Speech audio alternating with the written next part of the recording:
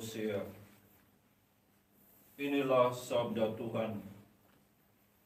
Aku akan membujuk umat kesayanganku dan membawanya ke padang gurun, lalu berbicara menenangkan hatinya. Di sana ia akan merelakan diri seperti pada masa mudanya, seperti ketika ia berangkat keluar dari tanah Mesir.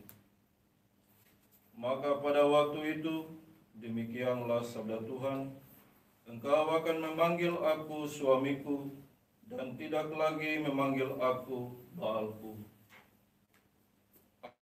Aku akan menjadikan dikau istriku untuk selama-lamanya, dan aku akan menjadikan dikau istriku dalam keadilan dan kebenaran, dalam kasih setia dan kasih sayang.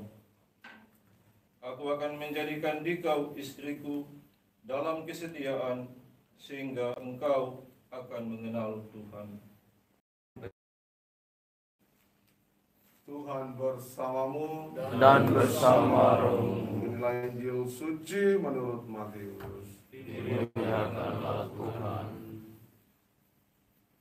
Sekali peristiwa, datanglah kepada Yesus seorang kepala rumah ibadah. Ia menyembah dia dan berkata, anakku perempuan baru saja meninggal, tetapi datanglah, letakkanlah tanganmu atasnya, maka ia akan hidup. Lalu Yesus pun bangun dan bersama murid-muridnya mengikuti orang itu.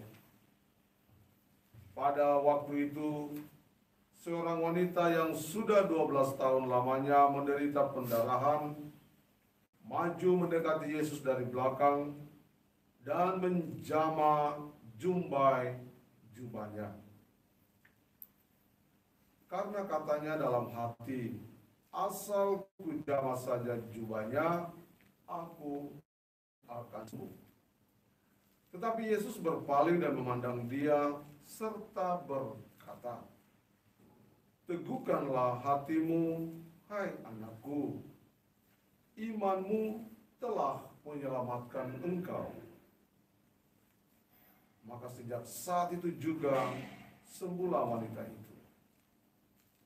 Ketika Yesus tiba di rumah kepala rumah ibadah itu, dan melihat peniup-peniup seruling serta orang banyak yang ribut, berkatalah ia, pergilah, karena anak ini tidak mati, tetapi tidur.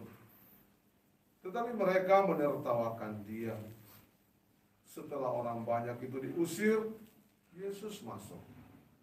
Dipegangnya tangan si anak, lalu bangkitlah anak itu. Maka tersiarlah kabar tentang hal itu ke seluruh daerah. Demikianlah Injil Tuhan. Terpujilah Kristus.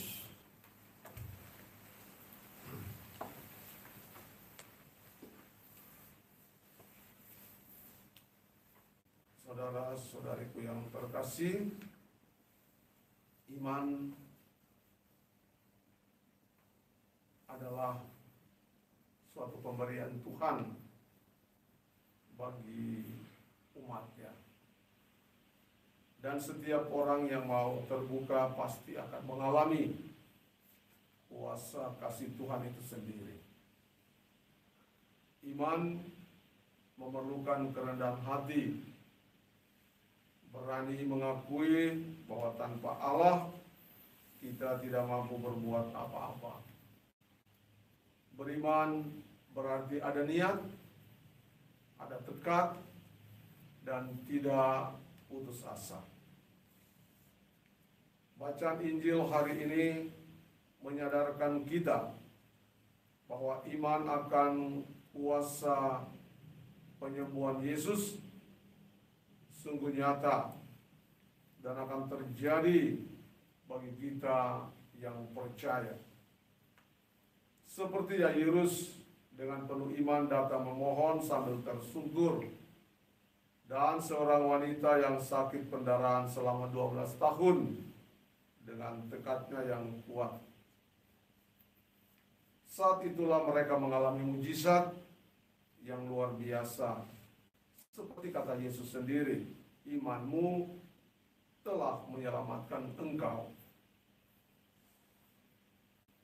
Saudara-saudariku terkasih, mari kita mohon agar Tuhan semakin menambahkan iman kita, agar kita percaya bahwa Yesus selalu ada bersama kita.